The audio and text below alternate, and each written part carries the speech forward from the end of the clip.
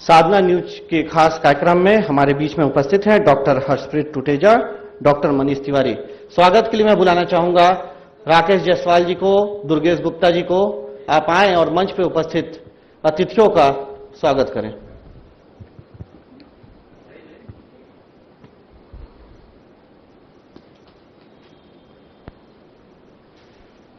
आज साधना न्यूज के मंच से हमको स्वास्थ्य को लेकर काफी अहम चर्चा सुनने को मिला है।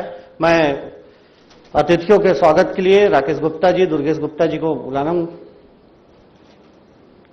चलिए, चर्चा तो बहुत अच्छी हो रही है क्योंकि किसी भी समाज का पैमाना जो विकास का होता है उसमें हेल्थ और एजुकेशन को काफी महत्वपूर्ण माना जाता है। हेल्थ और एजुकेशन पर बेहतर काम हो तो समाज की दशा और दिशा बदल जाती है। और दो खास मेहमान हमारे साथ जुड़ चुके हैं, एसआरएस हॉस्पिटल के डायरेक्टर हर्षप्रीत टुटेजा, जिससे ही शुरुआत करना चाहूंगा।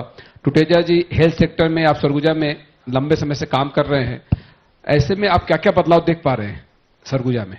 निश्चित ही काफी बदलाव सरगुजा क्षेत्र में है। मुझे तो अभी आए हुए बहुत लंबा समय नहीं हुआ है, पर जब मैं बाहर रहता था और अंबिकापुर के बारे में सुनता था, वैसी स्थिति अब बिल्कुल भी नहीं है। सुपर स्पेशलिटी के माध्यम में भी बहुत सारे डिपार्टमेंट ऐसे हैं जो अब प्राइवेट हॉस्पिटल में तो लगभग बहुत सारे डिपार्टमेंट्स ऐसे हैं जो आ चुका है, चाहे वो एंडोक्राइन हो, चाहे वो न्यूरो हो, चाहे वो कार्डियोलॉजी हो। ये तीनों सुपर स्पेशलिटी डिपार्टमेंट आज अंबिकापुर में है। और न्यूरो सर्जन है यहाँ पे? जी, न्यूरो सर्जन प्राइवेट हॉस्पिटल में है। जी जी, गवर्नमेंट में नहीं है, पर प्राइवेट हॉस्पिटल में बिल्कुल न्यूरो सर्जन है, कार्डियो भी है और एंडोक्राइन में खुद हूं, तो हम तीनों हैं। तो 3 सुपर स्पेशलिटी डिपार्टमेंट तो अभी अंबिकापुर में है जो काम कर रहा है। और आयुष्मान भारत योजना और भी बाकी डिपार्टमेंट्स के हिसाब से भी जो अभी यंग फिजिशियंस शहर में है वो सारे ही अपडेटेड हैं। और ऐसा कोई भी ट्रीटमेंट जो स्पेशलिटी ब्रांच में है, ऐसा कोई ट्रीटमेंट नहीं है जो हमें बड़े शहरों में मिल रहा हो और अंबिकापुर में नहीं मिल रहा हो। किसी एक ऐसे केस की चर्चा करेंगे जिसमें जरूरत पड़ी कि बड़े शहरों में जाके इलाज हो सकता था, उसका इलाज आपने किया और सफल रहा? वो ऐसे बहुत सारे केसेस हैं हमारे पास, जितने खास जो काफी गंभीर हो। फॉर एग्जाम्पल बहुत सारे ऐसे केसेस आते हैं जिसमें थायराइड कैंसर है, थायराइड कार्सिनोमा के केसेस हैं, जिसमें सीडो पैंक्रेटाटिक सिस्ट है, जिसमें मेन सिंड्रोम है। ऐसे बहुत सारे केसेस जो पहले जाते थे, जैसे हिप रिप्लेसमेंट है, नी रिप्लेसमेंट है, अब वो सारे केसेस अंबिकापुर में आसानी से हो जाते हैं। डायबिटीज से रिलेटेड जितने भी कॉम्प्लिकेशंस है, चाहे वो इंसुलिन पंप हो, चाहे वो कंटिन्यूस ग्लूकोज मॉनिटरिंग सिस्टम की मशीनें हो, चाहे वो स्लीप स्टडी हो, चाहे वो बाईपैप मशीन हो, अब वो सारी सुविधाएं अंबिकापुर में लगभग हैं। जो सुपर स्पेशलिटी डिपार्टमेंट यहाँ पे नहीं है उनका अभाव है, पर जो डिपार्टमेंट्स यहाँ पे हैं उनके लिए अब लोगों को बाहर जाने की जरूरत नहीं। सारी ट्रीटमेंट लगभग अंबिकापुर में हो जाते हैं और बड़े शहरों से कम दरों पे ही होते हैं। अच्छा, मतलब बड़े शहरों से कम दरों पे हो जाते हैं। चलिए, बहुत काफी महत्वपूर्ण बात है। डॉक्टर मनीष हमारे अपने मौजूद है, मेडिकल अधिकारी हैं। डॉक्टर मनीष जी, चूंकि बात हो रही थी कि सरगुजा में किस तरह से हेल्थ सेक्टर में विकास हो रहा है, लेकिन अभी भी बात एक निकल के सामने आ रही है कि न्यूरो को लेकर सरकारी स्तर पर उस तरह की व्यवस्था अभी भी नहीं है। ठीक है, अब मशीनें आ गई हैं और बहुत जल्द इस ओर कदम अच्छे उठेंगे। कब तक? एक्चुअली समय तो निर्धारित कर पाना थोड़ा मुश्किल है जी, लेकिन मुझे ऐसा लगता है कि अभी जो वर्तमान में शासन है वो इन चीजों के प्रति थोड़ा संवेदनशील है। जैसा मुझे लग रहा है, अभी हमारे senior doctor Shailendra Gupta sir ने भी कहा कि चीजों को बदलने में थोड़ा समय लगता है, लेकिन जो चीजें बदल दी जाती हैं, ठीक, वो मतलब जो आने वाली जनता है उनके लिए भरोसे का काम करती है। जैसा भी सर ने बताया कि सीटी स्कैन की मशीनें हैं, एमआरआई की मशीन आने वाली हैं, ठीक। जैसा आप पूछ रहे हैं मुझसे कि न्यूरो से संबंधित चीजों में कब बदलाव आएगा, ठीक। जैसे हमारे सीनियर सर हैं और भी कई डॉक्टर्स अंबिकापुर में हैं जो इन चीजों के लिए अपने आप को आगे मोटिवेट कर रहे हैं और सरकार से कोशिश में लगे हुए हैं कि इन चीजों को जल्द से जल्द बदला जा सके। अभी दिल्ली में मुख्यमंत्री विष्णुदेव साय जी का 6 साल के सुशासन पे संवाद था। उनसे एक सवाल ये हुआ कि आपने जब शपथ ली तो सबसे बड़ी चुनौती क्या थी, तो उनका इस सवाल का जवाब था कि विश्वास हासिल करना। सरगुजा के हेल्थ सिस्टम पर विश्वास हो गया है यहाँ के लोगों का? मैं बाकी चीजों के बारे में तो आपको जानकारी नहीं दे पाऊं शायद, क्योंकि मेरा अधिकतर समय गुजरता है यूसीएससी नावापारा में। अच्छा। मैं भी अगर आपको आज की बात बताऊं तो मेरी ओपीडी की जो टाइमिंग थी वो 10 से 5 की थी जी। मैंने 5 बजे तक ड्यूटी की। 10 से 5 10 से 5 जी। और मुझे ऐसा लगता है, जैसा आप बोल रहे हैं कि लोगों का विश्वास है कि नहीं, अभी वर्तमान में अंबिकापुर के नावापारा की स्थिति ऐसी है कि प्रतिदिन वहां की ओपीडी 500 होती है, जी, बहुत बड़ी संख्या है। जिसमें सिर्फ अंबिकापुर के लोग नहीं आते हैं, इसमें जसपुर के लोग, सूरजपुर के लोग, आपके बलरामपुर साइड के लोग, ठीक, मतलब इतने दूर दूर से लोग अगर आ रहे हैं तो कहीं ना कहीं मुझे ऐसा लगता है कि लोगों का भरोसा स्वास्थ्य विभाग के लिए थोड़ा ज्यादा बढ़ा है। मतलब ओपीडी में अगर 500 आए तो ये तो बहुत अधिक दबाव है। बहुत ज्यादा। तो मुझे ऐसा लगता है कि मैं अभी जो ड्यूटी करके आ रहा हूं, मैंने 300 से 350 मरीज देखे होंगे खुद, जो कि इंटरनेशनल रेशियो से बहुत ज्यादा है अगर मरीज और डॉक्टर के रेशियो को देखा जाए। जी। टुटेजा जी, आपके यहाँ भी ओपीडी में 500 के करीब लोग आ जाते हैं? प्राइवेट हॉस्पिटल में ऐसा नहीं होता। जी। पर हाँ, अगर आप कंपैरिजन करेंगे विश्वास का, तो देखिए किसी भी शहर में जब हम कहीं रहते हैं, अब आज अगर अंबिकापुर में हमारी अगर ओपीडी है तो वो सारे सरगुजा संभाग के लोग वहां पे आते हैं, क्योंकि डॉक्टर्स काफी हैं और लोगों के पास अलग अलग सुविधाएं हैं, तो वो मरीज बढ़ जाते हैं। तो ओपीडी से उसका आकलन नहीं किया जा सकता, पर जितने भी केसेस अंबिकापुर में जो आज से 5 साल पहले नहीं होते थे, या जो भी एडवांस टेक्नोलॉजी है, या जो भी एडवांस नॉलेज की बात करते हैं, बहुत सारे ऐसे लोग रहते हैं जिनके पास पैसे की कोई दिक्कत नहीं है, तो अंबिकापुर में सब सुविधा होने के बाद भी वो रायपुर चले जाते हैं। रायपुर वाले दिल्ली नागपुर चले जाते हैं, हैदराबाद तो चले वो जाएंगे। फॉरवर्ड होता है। अब वो तो होता ही पर रहता है। जिनको जरूरत है ऐसी 80% सुविधाएं तो अंबिकापुर में सारी हैं, जिसमें कार्डियोलॉजी में अगर एंजियोग्राफी हो, एंजियोप्लास्टी हो, तो जितनी में इमरजेंसी सुविधाएं अंबिकापुर में सब है, ऐसा कुछ नहीं है जो नहीं है। जो बात आ जाती है कि आप उस केस को हैंडल कैसे कर पा रहे हैं और आपका एक्सपीरियंस कितना है, उसके ऊपर डिपेंड करता है। तो सरगुजा संभाग मतलब Manendragarh, Jashpur, Korea, Kunkuri, even cases तो हमारे पास रायगढ़ के भी बहुत सारे, धर्म, जयगढ़, रायगढ़, इस साइड से भी केसेस अंबिकापुर में आते हैं ट्रीटमेंट के लिए। तो लोगों का विश्वास जरूर है और वो निरंतर बढ़ता ही जाए, ऐसा ही हम सब प्रयास करेंगे। क्योंकि हैदराबाद, मुंबई के लोग अमेरिका चले जाते हैं, तो आप जाते हैं हेल्थ और ऐसे सेक्टर में बहुत सारे मरीज हैं जो जाके वापस आके ये बोलते भी हैं, जी। क्योंकि जो चीज यहाँ 5,000 में हो रही है वही चीज वहां 20,000 में हो रही है।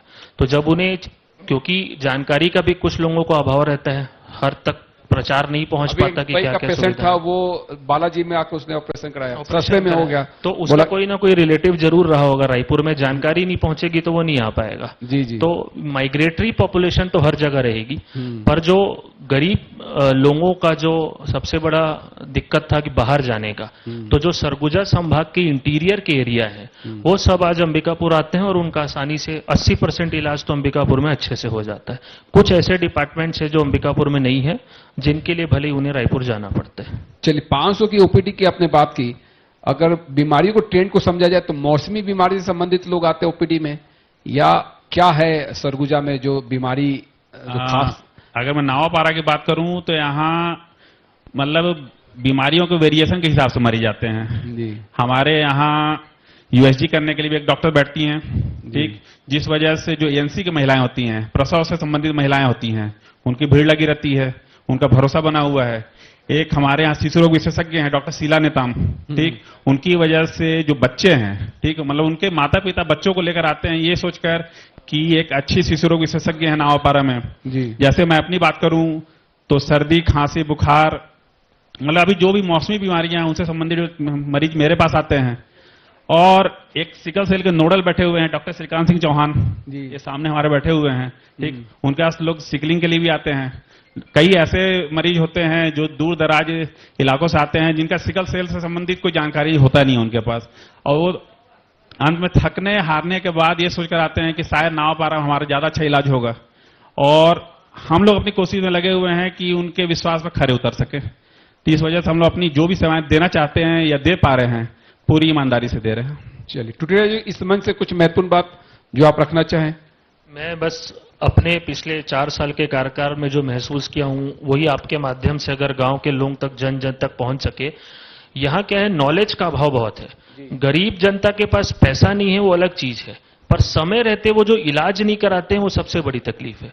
जैसे अगर किसी मरीज को कोई बीमारी की शुरुआत है, अगर उस गांव के मरीज को जानकारी होगी कि ये बीमारी है, इसके ये लक्षण होते हैं, और वो समय पे ही हॉस्पिटल या किसी भी निजी डॉक्टर को दिखा देगा, तो वो बीमारी उसकी बढ़ेगी ही नहीं। तो जो मैं तकलीफ देखता हूं कि अगर किसी मरीज को कोई शुरुआती बीमारी है, जब हम उन्हें समझाते हैं कि अगर आप आज इलाज करा लेंगे तो आपका पैसा भी कम लगेगा, आपको तकलीफ भी कम होगी, पर वो यही क्वैक्स के थ्रू उनको गलत जानकारी दे दी जाती है कि अभी जड़ी बूटी करा लो, बाबा है इलाज करा लो, और फिर वही मरीज जो 1 रुपए में ठीक हो सकता है उसी को फिर उसी मरीज को 1 महीने बाद 100 रुपए लगता है अपना इलाज कराने में। तो अगर शासन के थ्रू या आप लोगों के माध्यम से हम लोगों को ये जानकारी दे सकें, नॉलेज दे सकें कि क्या लक्षण है, कब किसको दिखाना चाहिए, तो इससे बड़ा मेरे को लगता नहीं है आम जनता के लिए कोई फायदा हो सकता है। आप कितनी भी सुविधाएं शहर में दे दें, पर अगर लोगों को जानकारी ही नहीं है कि उसके क्या लक्षण है और उसके लिए कब डॉक्टर को दिखाना है, जैसे अभी आप एमएमआर की बात कर रहे थे, बहुत सारी ऐसी महिलाएं हैं आज भी जो समय पे अपना प्रेगनेंसी होने के बाद सिकलिंग का जांच नहीं करा पाती हैं, हीमोग्लोबिन का जांच ही नहीं होता है, थायराइड का जांच ही नहीं होता है, और उसी की वजह से फिर मैटरनल कॉम्प्लिकेशंस बढ़ते हैं। तो अगर ये बेसिक चीजें जो 300-400 रुपए में हो सकती हैं, पैसे बहुत ज्यादा नहीं लगते हैं, अगर ये 300-400 रुपए की जांच उनकी प्रेगनेंसी के शुरुआती दौर पे ही हो जाए तो उन्हें ये सब कॉम्प्लिकेशन से वो बच सकते हैं। तो मीडिया के थ्रू, डॉक्टर्स के थ्रू, सरकार के थ्रू जितना जानकारी के लिए कैंप लगा सके, जितना लोगों को बीमारी के लिए जागरूक कर सके, उतना ही हम वो मरीज कम देखना पड़ेगा बीमारियों से बचाने के लिए। हेल्थ अवेयरनेस होना चाहिए। अवेयरनेस बहुत जरूरी है। अभी अवेयरनेस सरगुजा में बहुत पीछे है।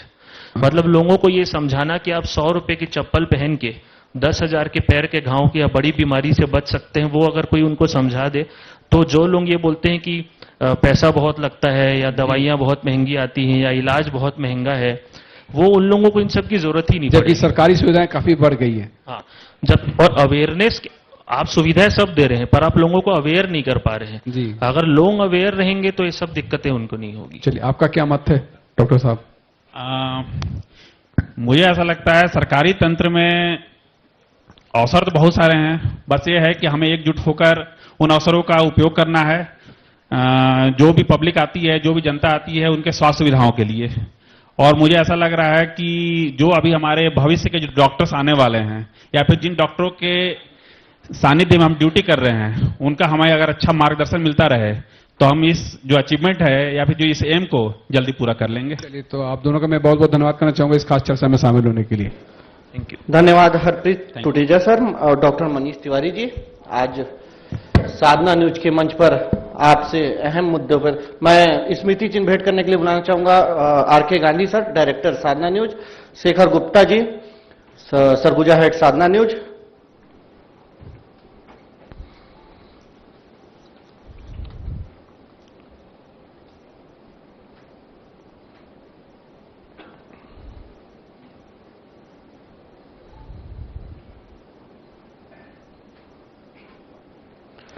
कार्यक्रम के